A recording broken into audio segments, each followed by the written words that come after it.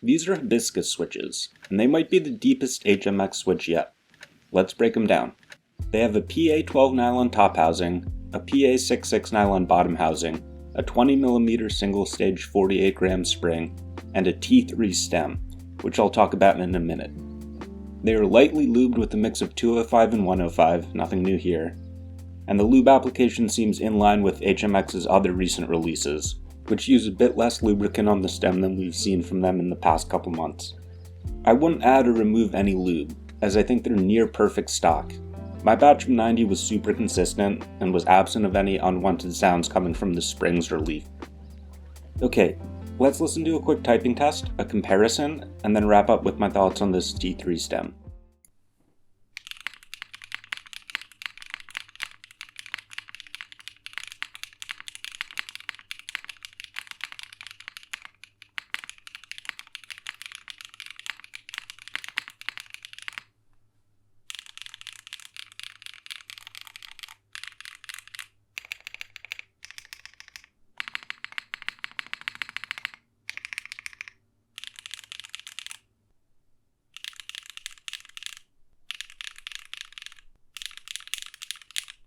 To my ear, they sound similar to the Kanglands, but maybe a tiny bit higher pitched. The biggest contributing factor is probably the new T3 stem compared to the T2 Kangland stem.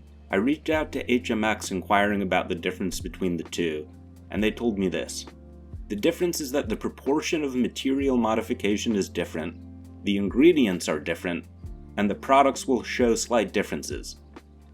I said, Now that we've been vaguely told that they're different 3 times in a single sentence, would I recommend these? In a vacuum, yes, 100% I would if you're looking for a solid switch that is good to go right out of the box.